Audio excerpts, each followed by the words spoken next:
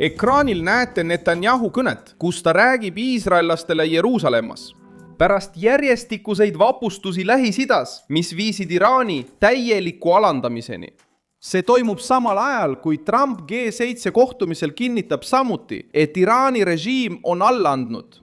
Alandus Teherani jaoks kasvab, sest Netanyahu ilmus välja, et kuulutada ülekaalukat võitu Iraani vahetu ohu üle. Samal ajal karmistab Trump ameeriklaste poolt survet ja teeb selgeks, et blankotšeki ei ole, automaatset preemiat ei ole ja tuumapommi jaoks avatud teed ei ole. Netanyahu rääkis eksistentsiaalsest ohust. Ütles, et Iisrael ja tema Ameerika liitlased eemaldasid hävitamise ohu ning hoiatas, et võitlus pole veel lõppenud. Trump seevastu käsitles ajutist kokkulepet kui pidurit Iraani tuumaprogrammile ja pani surve režiimi käitumisele.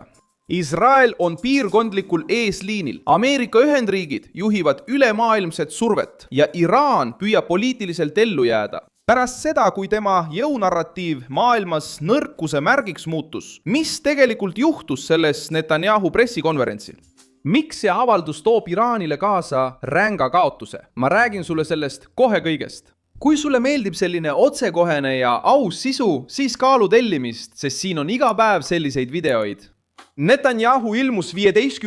juuni õhtul Jeruusalemmas pressikonverentsile ja rääkis rahvaga, kes on elanud kuid pinges, rünnakute, häirete ja ebakindluse keskel. Ta ütles, et Iisrael koos oma Ameerika sõpradega on aastaid kõrvaldanud Iraani tuumaohu vahetu ohu. Iisraeli peaminister kinnitas, et eesmärk oli takistada Teherani režiimil jõuda relvani, mis suudaks ohustada Iisraeli eksistentsi. Jõuda selleni. Ta kasutas karmisõnalist keelt, rääkis surmaohtust iisraellastele ja püüdis näidata, et sõda polnud ainult sõjaline vastus, vaid ka tegevus suurema katastroofi vältimiseks. See avaldus ei tulnud suvalisel hetkel, vaid pärast seda, kui ajutine kokkulepe Ameerika Ühendriikide ja Iraani vahel jõudis rahvusvahelise meedia keskmesse. Trump kaitses seda memorandumit G7 kohtumisel Prantsusmaal, öeldes, et tõeliselt oluline on takistada Iraanil tuumarelva omandamist. Reutersi andmetel ütles Trump, et see kokkulepe teeb selle selgeks ning hoiatas, et Iraani režiim seisab silmitsi ränka tagajärgedega, kui nad sellel teel jätkavad. Siin muutub olukorra tõlgendus täielikult. Iraan püüdis näidata vastupanu, kuid lõpuks istus laua taha, kus peamine teema on piirangud, järelevalve ja surve. Netanyahu ei rääkinud nii, nagu Iraan oleks puutumatu suur riik. Ta rääkis nagu riigi juht, kes on otsustanud mitte halvimat ootama jääda. Jeruusalemm Posti andmetel kinnitas ta, et lepinguga või ilma Iraanil ei saa olema tuumarelvi ei täna ega homme. See lause on Iisraeli reaktsiooni keskmes. Iisrael ei ütle, et jääb käed rüpes istuma, kuna käivad läbirääkimised. Iisrael ütleb, et läbirääkimised ei asenda julgeolekut, ei kõrvalda ohtu ega anna Iraani režiimile vaba voli oma mängu jätkata. Aja jooksul tegutseb Trump teisel rindel. Ameerika president ei pea kordama Netanyahu kõnet, et olla samas poliitilises sõjas Iraani vastu. Ta kasutab Ameerika Ühendriikide mõjuvõimu. Enne seda diplomaatilist läbimurret oli Trump juba öelnud, et ta ei räägi sanktsioonide leevendamisest ega raha andmisest Iraanile ainult jutu pärast. Lepingu kohta käivates uudistes näidatakse, et memorandum avab 60-päevase akna tehnilisteks läbirääkimisteks. Need kõnelused peaksid käsitlema Iraani rikastatud uraani ja võimalikke muudatusi sanktsioonides. Aga surve jätkub, sest leping ei lahenda veel kõike. See avab uue survestamise etapi. Just selles punktis püüab Trump eristada oma seisukohta 2015 aasta lepingust, mis sõlmiti Obama ajal. Trump ütleb, et see leping avas Iraanile tee edasiliikumiseks. Samal ajal peab uus mudel toimima tuumapommi vastu tõkkena. See erinevus on otsustav. See ei ole diplomaatia nõrkusest, vaid läbirääkimised, kus poliitiline nuga on Iraani režiimi kõril. Netanyahu kasutas samuti oma sõnavõttu, et näidata, et sõda Iraani telje vastu ei piirdu ainult Iraaniga. Ta mainis Hamasi, Hezbollah, Gazat, Liibanoni ja Süüriat. Iisraeli esitatud idee on, et Teherani oht ei eksisteeri ainult Iraani territooriumil, vaid levib relvastatud rühmituste, mõjukanalite, ebastabiilsete piiride ja piirkondlike baaside kaudu. Pärast 7. oktoobri 2023 rünnakut hakkas Iisrael toetama agressiivsemat julgeolekudoktriini. Netanyahu ütles, et Iisrael ei aktsepteeri enam vaenulikke jõude, kes tema piiride ääres ümber rühmituvad, et valmistada ette uut tragöödiat. Seetõttu rääkis ta turvatsoonidest. Iisrael kavatseb jääda strateegilistesse piirkondadesse Gazas, Liibanonis ja Süürias nii kauaks, kui peab vajalikuks. The Guardian märkis, et Netanyahu teatas, et Iisrael on loonud sügavad turvatsoonid Iisraeli riigi ümber. See on suur muutus Iisraeli doktriinis. Varem keskendus arutelu peamiselt sellele, kuidas reageerida pärast rünnakut. Nüüd müüb Netanyahu ideed takistada ohu taas lähenemist. Iraani ja tema piirkondlike liitlaste jaoks on see kaotus ruumis, mõjusfääris ja tegutsemisvabaduses. Hezbollah on selle sõnumi keskne osa. Netanyahu väitis, et see rühmitus on täna vaid vari sellest, mis ta oli enne sõda.